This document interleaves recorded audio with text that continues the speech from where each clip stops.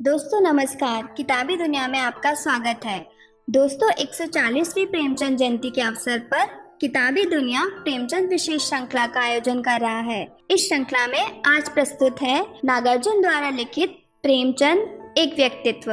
सुनिएगा। अगस्त 1936 maximum Gorky का देहांत हुआ था। आज काशी के दफ्तर में साहित्यकारों की मीटिंग होने वाली थी शोक प्रकट करने के लिए। रात को प्रेमचंद देर तक जागते रहे, नींद नहीं आ रही थी। देर तक जब नींद रुकी रही तो आप आखिरकार उठकर बैठकर लिखने लगे। तभी कुछ आहट सुन शिवरानी जी की आंख खुली, आहिस्ते से उठी, पास पहुंचकर पीछे खड़ी हुई, बोली, लाख मना करती हूँ मगर आप मानते कहाँ हैं? ये क्या हो रहा है? देवी जी ने कागज पर झुककर लिखावट की तरफ कड़ाई से आंख डाली और पूछा, बताइए ये क्या कर रहे हैं? कुछ नहीं, प्रेमचंद ने अपराधी स्वर में कहा, भाषण लिख रहा हूँ। कल गोरकी के लिए शोक सभा है ना, कल लिख लेना, अभी रहने दो। नींद नहीं आती है तो यूं ही आंखें मूंद कर लेटे रहो। जरूरी है, बिना लिखे काम नहीं चलेगा। और फिर अपनी खुशी से काम करने में रत्ती भर भी तकलीफ नहीं होती। जाओ तुम सो जाओ, कहीं तुम्हारी तबीयत खराब ना हो जाए। मुझे भी नींद नहीं आती, शिवरानी जी ने कहा और अड़ गई। अब इस सत्याग्रह के आगे बाबूजी झुक गए। अच्छा लो, रख दी कलम। मृत्यु से 2 महीने पहले की एक घटना थी। मंगलसूत्र के 50 सफ़े प्रेमचंद ने इसी प्रकार अपनी उसी अंतिम रोगशैया पर ही लिखे थे। मैं मजदूर हूँ, जिस दिन ना लिखूं उस दिन मुझे रोटी खाने का अधिकार नहीं है। ये शब्द उनके होठों के सिर्फ आभूषण नहीं थे। अप्रैल 1936 में प्रगतिशील लेखक संघ का पहला अध्यक्षीय भाषण भी प्रेमचंद ने इसी तरह रतजगा करके लिखा था। दिन भर प्रेस का काम, रात को लिखाई, यह उनकी उम्र के आखिरी महीनों का आम सिलसिला बन गया था। वे अच्छी तरह जानते थे कि दुबला पतला लक्कड़ सरीखा ये बीमार आदमी धनपत राय हो सकता है, प्रेमचंद कोई और होगा।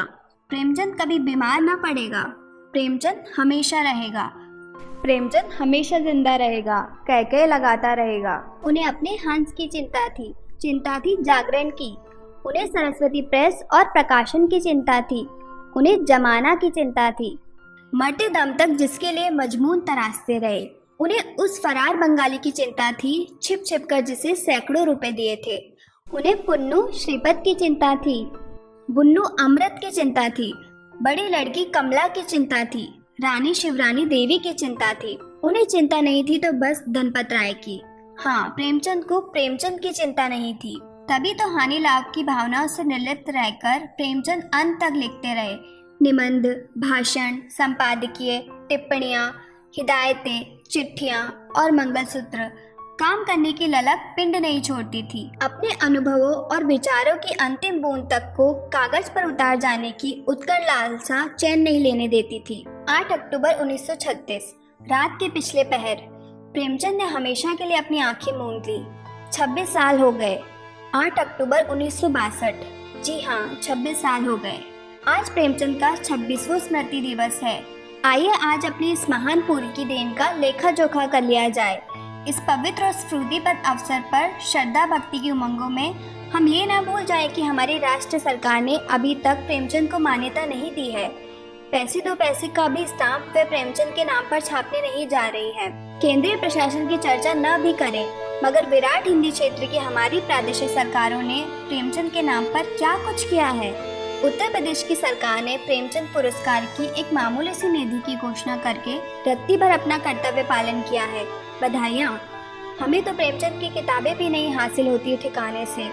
अगर उनके पुत्रों ने प्रकाशन छोड़कर कोई और धंधा अपना लिया होता। आज प्रेमचंद का समूचा साहित्य हमारे सामने है। निसंदेह इसका श्रेय सरस्वती प्रेस और हंस प्रकाशन को जाएगा, वरना राम भरोसे यानी सरकार भरोसे हमें प्रेमचंद की 4-6 पुस्तकें भी मुश्किल से ही मिलती। समकालीन आलोचकों में किसी जीवित साहित्यकार के प्रति संतुलित दृष्टि शायद ही मिलती है। आज से 35 से 40 वर्ष पहले प्रेमचंद की जो आलोचना होती थी, अब की आलोचना उससे अधिक सामंजस्यपूर्ण लगती है। 50 वर्ष बाद जो आलोचना होगी प्रेमचंद की, वह और ज्यादा समीचीन होगी। एक समय था कि कलावादी आलोचक नगेंद्र ने प्रेमचंद को द्वितीय कोटि का साहित्यकार घोषित किया था, परंतु हिंदी संसार ने इस घोषणा की तरफ कान ही नहीं दिए। आलोचक लाख ठप्पा लगाएं, कोटि निर्धारण की अपनी अलग कसौटी होती है। जनता की आलोचना की वस्तुवादी दृष्टि में भी हेरफेर होते रहेंगे। 1951 से 1952 के आगे पीछे सोवियत आलोचक ब्रेस्कोनवी या हमारे रामनिवास ने प्रेमचंद को जिन निगाहों से देखा, आगे 1971 से 1972 में भावी आलोचक उन्हें और अच्छी तरह देखेंगे। जन साधारण का पक्षधर होना क्या भविष्य में भी इसी तरह दोष माना जाएगा कि प्रेमचंद की कीर्ति अब और अधिक नहीं फैलेगी?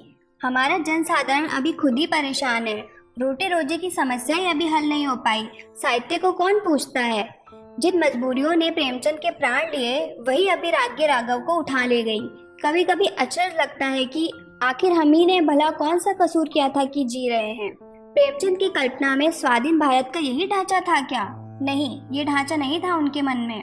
1928 में एक बार शिवरानी देवी के पूछने पर प्रेमचंद ने बताया था, जब यहाँ किसानों मजदूरों का राज्य होगा, मेरा ख्याल है कि जिंदगी औसत दूनी हो जाएगी। वह कैसे होगा? देवी जी ने पूछा। सुनो, वह इस तरह होगा कि अभी रात दिन मेहनत करने पर भी भरपेट रोटियां आराम से नहीं मिलती। रात दिन कुछ न कुछ फिक्र लगी रहती है। तो मजदूरों की अमलदारी में फिक्रों से छुटकारा मिल जाएगा? क्यों नहीं मिलेगा छुटकारा? वह कहने लगे, आज हमको मालूम हो जाए कि हमारे मरने के बाद भी बीवी बच्चों को कोई तकलीफ नहीं होगी तो हमारी सारी चिंता खत्म हो जाएगी। रात दिन की तिगुनी पिसाई छूट जाएगी। फिर तो आदमी काम भी करेगा, आराम भी करेगा। आज तो चारों तरफ हाय हाय मची है। समझदार का तो और भी बुरा हाल है। ये था प्रेमचंद की कल्पना का स्वाधीन भारत। प्रेमचंद सांप्रदायिकता की धज्जियां उड़ाते रहे। प्रेमचंद सामंतशाही तत्वों के खिलाफ आग उगलते रहे। प्रेमचंद साम्राज्यवादी और पूंजीवादी साजिशों की पोल खोलते रहे। प्रेमचंद संघर्षशील जनसाधारण की तरफ से बोलते लिखते रहे। आज उनका 26वां स्मृति दिवस है। लंबी चौड़ी बातें न करके आज हम अपने आप से इतना बार पूछ लें कि पिछले वर्षों में प्रेमचंद की परंपरा को आगे बढ़ाने के लिए हमने क्या किया। दोस्तों, यदि आपको ये वीडियो अच्छा लगा हो तो इस वीडियो को लाइक करें और दोस्तों के साथ शेयर करें। आपकी राय मेरे उत्साह को बढ़ाएगी, इसलिए अपनी राय कमेंट बॉक्स में जरूर लिखें। यदि आप मुझसे जुड़ना चाहते हैं तो किताबी दुनिया चैनल को सब्सक्राइब करें। धन्यवाद।